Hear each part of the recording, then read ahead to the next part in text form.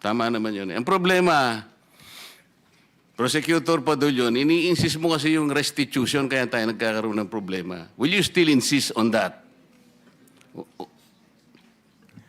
Sir, we never mentioned that restitution is a condition.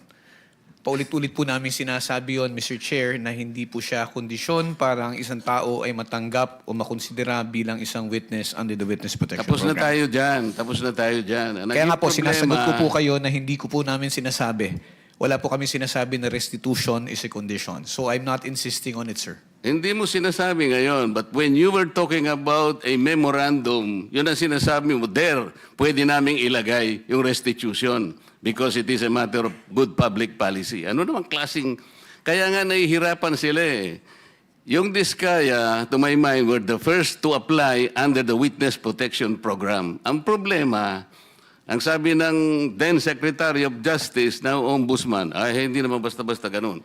Kinakailangan isaulin ninyo yung ininakaw niyo. Ang problema po doon, kung wala namang wala namang korte pa pong nagsasabi kung talagang sila ay nagnakaw o nakapagnakaw, sino pong magkukwenta noon? Tapos ano yung in-explain ninyo under a certain paragraph of the law, merong memorandum na kung saan magkukomply sila doon, doon yung pinipilit yung restitution. And I think some of the potential witnesses that can be processed under that program, nagsipagbigay na ng kung ano-ano eh. Is that the truth? Only those who have been admitted into the program actually returned or made the restitution, sir. Why did they do that? They did that because it was their own initiative, or you required them to do that? It was an agreement between the Department of Justice through the Secretary of Justice, sir, and the witness applicant po. That is the problem. The agreement is based not on the provision of the WPP. Sabi ko nga, kung sinasabi ng WPP, it cannot be a condition. Kahit nasa memorandum, huwag mo ipipilit. Hindi po pwede yun eh. Kaya sinabi ko sa iyo earlier, and I think I should tell it again to you, sabi nating mga abogado, the spring cannot rise higher than its source. The law itself is the source. Ang spring, yung memorandum mo. Pinipilit mong ilagay sa memorandum yung restitution eh. O kaya merong ako nababalitaan, parang meron ng gustong umatras. Magkano ibibigay? At kanino ibibigay? Sino mag-a-account nun? Sino nagsabi nun na kung mangungulekta kayo sa DOJ? Di ba abuse of discretion yun, Mr. Padulyon? No, it is not, sir. What is it? It is not abuse of discretion. What The is parties, if I may be allowed to answer, Yes, sir. what is it? Yes, sir.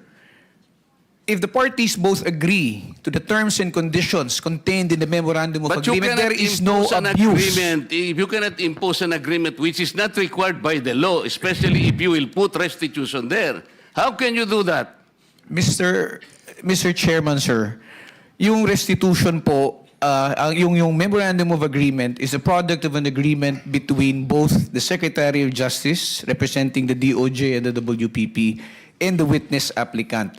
Wala pong abuse doon kung pareho po sila nagkasundo. Paulit-ulit na po namin sinasabi na ito tayo, naghahanap tayo, naghahabol tayo doon sa mga taong nangurakot, tapos itong mga tao na umamin at handang magsoli, ayaw nating tanggapin yung kanilang sinosoli. Ano ho ang nakikitang mali doon? Para po sa amin, para ho maibsan kahit papano yung sakit at pagdurusa ng ating mga kababayan na nakikita nila na napakalaking pera ang nawala. Ano ho ba yung maibalik natin yung kaunti? And remember, Mr. Chair, if I may... Do not preach to the choir. No, I'm not preaching, Sandali Mr. sandali lang. Ang pinag-uusapan natin, these people are supposed to be potential witnesses for the state. Kailangan tulungan natin ang Estado para ma-prosecute kung sino-sino ang dapat managot. Kaya nga natin sila ilalagdag. Mahirap ang gagawin nila. Malalagay sa alangin ang buhay nila. Kaya nga yung witness protection is for them. Sa title na title lang makikita mo, witness protection in interest para sa kanila yon. So yung memorandum of agreement, ayun ay dahilan lamang para masiguro mo na sila'y makikipag-cooperate. Kasi kahit na sila'y na-approve under the witness protection program, but they will not cooperate based on the memorandum, pwede mo siyang i-discharge eh. Alam mo, the court can still do that. At saka yung final approval ng witness, state witness, nasa court yun eh. Huwag mong kukunin yun eh. Kaso, isinasama ninyo yung restitution. That is the problem. And I will object to that. Palaging mali yun eh. E paano yung kay Diskaya? Pinipilit ninyo na mag-restitute. Sabi niya, ewan ko kung pinag-usapan ninyo. What did they tell you, Mr. Diskaya? Your Honor, kung magkano po ang i-restitute po muna namin. Oh, ano sabi nila? Magkano daw?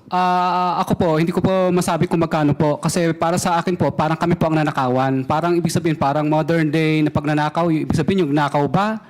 Siya pa ang magbibigay ng pera dun sa ninakawan niya? Parang ganun po. Sabi niya kanina, it's a disagreement between the applicant and the DOJ. Did you agree that you will restitute any money to the DOJ? Wala po pang maibibigay po. At saka... Yun na nga, because wala kang maibigay, hindi kanya ipoprocess under the Witness Protection Program. Is that not correct? hindi ko po alam, Your Honor, kung... Mr. Chair, paano to? Ito si Mr. Diskaya, he was the first, tsaka yung asawa niya who applied under the WPP. The problem is, ang sabi ng dating DOJ Secretary, hindi, kinakailangan isoli muna yung mga pinagnanakaw. Hindi po pwedeng ganun-ganun lang. Paano ngayon siya mapuprocess if that was dangled? Paano siya mapuprocess to begin with? May I be allowed to respond now, Mr. Chair? PG, Padilla. Thank you, sir. Sir, Mr. Chair, una, sabihin ko lamang po na kasinungalingan po yung sinasabi ni Mr. Diskaya na agad-agad silang sinabihan na magsoli ka. Ang pinag-uusapan po dito, bago man lang makapagsabi ng ganon, kailangan munang makita kung ano ang gusto at kayang sabihin at patunayan ni Mr. Diskaya at ni Mrs. Diskaya doon sa kanilang salaysay. Prosec Pero General. hindi po sila nakikipag-ugnayan sa department, kaya hindi po sila mabigyan ng kaukulang proteksyon at hindi po ma-process yung kanilang application.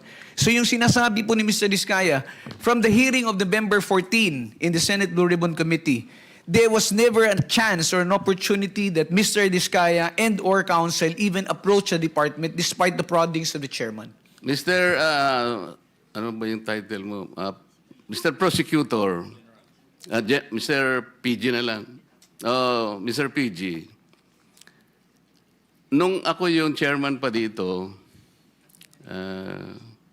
sila yung unang nag-apply. So, dahil kailangan nila ng protection, it was incumbent upon the chairman na sumulat sa Senate President to endorse yung kanilang application. That was the provision of law kasi. But even before they can do that, actually kasi nung sinasabi ko yon nung hearing, di ko naman alam mapapalitan na pala kami. Alam mo na yon, di ba? Yung araw din na yon, nag-press con na si Secretary of Justice. Narinig ko eh. Sabi niya, hindi po pwedeng ganon. I cannot apply. Hindi pwedeng basta-basta ganon na lang. And then the new Senate President based his judgment of not entertaining that application on the articulation of the Department of Justice. So, ang tinatanong ko nga sa inyo, hindi siya sinungaling. Ang mismong kayo ang nagbigay na ng condition kasi. Kaya sinasabi ko, if you insisted on the condition of restitution, how can Diskaya or any other persons similar to his situation even begin to apply under the WPP? If I may respond, Mr. Chair. If I may refresh the memory of the good senator, during the last hearing of November 14, 2025, that matter that you raised about the statement made by the former Secretary of Justice was already put on the side when you asked that question. And we already informed the chairman that if they wish to file their application, if they wish to be processed, they go to the Department of Justice. Binanggit po yan, nasa transcripts po yan na sinasabi niya, sige, wala mo nang pag-uusapang restitution. But did they ever come to the department to coordinate with us? No, they did not. And let me just put it on record, sir, na hindi po ito question na kung sinong nauna na nagsalita. Hindi po ito question kung sino yung naunang nagbanggit ng napakaraming pangalan kung hindi rin naman nila kayang suportahan ng ebidensya at wala rin naman silang mabibigay na magpuprove o magpapatunay doon sa kanilang mga sinasabi. Yan po ang kailangan naming suriin. I am sorry, Mr. Chair, he did not refresh my memory. Pinopulyut mo yung memory ko eh. Hindi siya nagpunta rito na sabihin niya na, okay, pumunta ka sa DOJ, wag na muna nating pag-usapan ng restitution. Walang ganon. Nagpunta nga siya rito dito si DOJ Secretary din eh. O sabi ko, Boying, okay na ba yun? Papupunta. O di wala nang ano ha? Wala nang restitution ha? Basta papuntahin mo silang mag-asawa doon.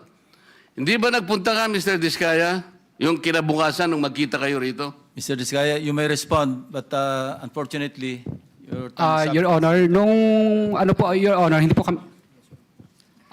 yes po, Your Honor. Yeah, Sige. proceed. Kasi tapos na yung time ni Oh. Senator Marcoleta. Yes po, Your Honor. Opo. Hindi nga, ipaliwanag mo. Bali po, Your Honor, kasi po, di pa po nagsalita po yung misis ko na Hindi nga, ganito. Wala na akong time eh. Pinapunta ka niya ron. Kasi nandito kayo, nag-uusap kayo eh. O, kayong dalawa mag-asawa, punta kayo ron ng alas 9. Pumunta kayo. Sinabi ba niya wala nang restitution? Nung una po, wala pong sinabing may restitution, pero nung sumunod po, yung panghuli po naming usapan po is may restitution, magkano daw po ang i-restitute namin. Tapos kakasuhan din po daw kami at hindi didiinan. Pero gusto ko po, Your Honor, na hindi na po muna magsalita ng dire-diretso kasi po yung huli po yung misis ko na nagsalita siya na hindi daw po kami kasama sa WPP. Yung natatandaan ko po yung huling hearing po dito ay nakulong po yung misis ko sa Davao. Samantalang meron naman po nag-exist na project. Kaya natatakot po ako, Your Honor, na baka pag nagsalita na rin po ako, baka po sa susunod po ako naman po ang makulong. Kaya hindi na po ako magsasalita.